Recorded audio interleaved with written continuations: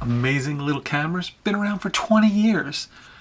Tons of upgrades, still not perfect.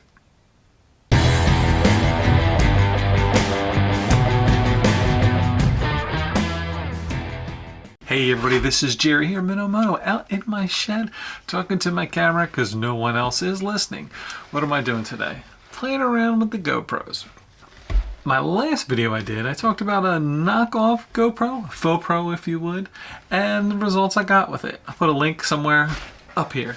But anyway, what am I doing now? I've been putting together videos for a pretty long time, just because I remember I was trying to find some information out on an older motorcycle that I had and couldn't find anything. Those videos are sitting around in my YouTube history somewhere. It was a 2014 Honda NC700X. Check it out, it had a frunk. It would open up, you could put beer inside. It's pretty cool. But since then, I've been attaching cameras to my helmets. 2019, I started with a Senna 10C Evo on the side of my helmet. This little guy was great. Battery life started out really good. I could listen to my music, podcasts, audiobooks, whatever I was in the mood for. Didn't really communicate with anybody. And I could take pictures, shoot video whenever I want. Quality was never the best. I'm never going to win an Academy Award, but no one's coming here for an Academy Award anyway. I had a great time with it. After the Senna, I moved to a GoPro 7. It was a nice camera. The video quality was so much better than what I was getting. Mounting was a little awkward. You just find a way to work with it. Attaching a camera to your helmet, trial and error, almost every time. Some people have things that work, some people have things that don't work. Not every helmet is the same. My Shoei is a modular, adds a little extra, I don't know, challenge to it. But, so, this is what I've done with the Shoei so far. My first iteration I tried to use was one of these little $10 arms from Amazon. In theory, it should work. I stuck a pad to my helmet and then put a little arm there, right across sideways. Worked good, could make sure that it was center, until a piece broke. Bang! That was not fun. But because I had a microphone hooked up to my GoPro, it caught it. Where did I get this cheap GoPro piece from? I have no idea. I have an entire fish tackle box full of GoPro parts, accessories, or faux pro. So after that, I put this back on, and then this little piece broke, the little arm. My camera was just leaning down. Who knows what's happening? Who knows why I'm holding on to this is the bigger question. Then I moved on to something a little more specific. Bam, the next iteration of the helmet mount is chin mounts. Look at that. Nice, form-fitting mount. Not a lot to it, worked perfect the first time.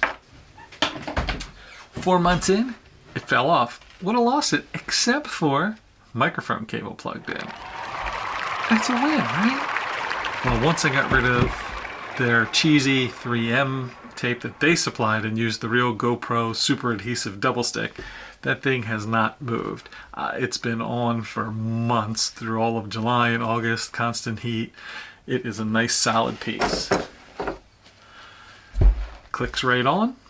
I have these Ulanzi's quick mount magnet releases. I like these. They have a little lock switch. You can lock them on. See, look. Click, click, click, click. They work great. Trust them. Again, microphone saved me when that fell off. Now, what GoPro has done wrong for forever? Not really forever. They originally started with this external dongle thing. I'm going to find a picture. I sold mine a while ago, that you would plug into the side of your camera. You have to take the door off. You plug this USB-C in the side of your camera, so you're not waterproof anymore. And then it would provide an extra USB-C port and a microphone input port. That's okay, but then you were stuck with having this big extra box taped on to the side of your helmet, mounted somewhere, Velcroed. It was a little clumsy. The whole process is clumsy, but that was a little extra. So GoPro thought they had a win. Came out with the MediaMod. This thing is great. Has all the ports on the back. USB-C, HDMI, micro HDMI, mini HDMI, not sure, and a microphone jack. This thing is awesome. You put it on so easy. Look, a little door. Your GoPro door is off again, so you are not water protected. But look, little USB-C port in there, ready to go. Plug it in, works every time. Except the major flaw with this is to hook it up to a mount. I don't even have fingernails. You have to pull out the little GoPro feet from the bottom of the camera through the MediaMod to mount it to this piece. Clink, clink. Only takes a few minutes to do, but you have to do that at every battery change. Met a guy who invented this amazing little piece of technology for the GoPros. This big billion-dollar company can't get this right, but this guy from Canada did. Let's look at it. Wayne, Jarvis biker, gonna put some links to his stuff here. Came out with this awesome little invention, tool. I have not found really anything like this online, but look at this little guy he made. Look how tiny that is.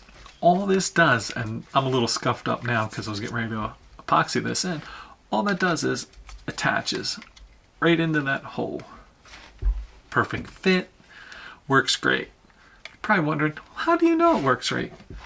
I've been using it for a few months now, and it is rock solid. These little feet, Jarvis biker, are amazing. 2024 is here. My riding kit is ready. My GoPros are ready. Chin mounts on the Shoei are going to work great. Then I'm using the GoPro double-sided adhesive tape, not the chin mount tape. My MediaMods are ready to go thanks to Jarvis biker and this amazing little invention. Thank you so much. I appreciate it. If anyone's interested, make sure you go check out his videos. Follow him on Instagram. Maybe if you're nice, maybe he'll give you one. I don't know. Maybe he's going to sell it. All right. This is Jerry, MediaMod. Ride safe, have fun, stay warm, and be kind to each other.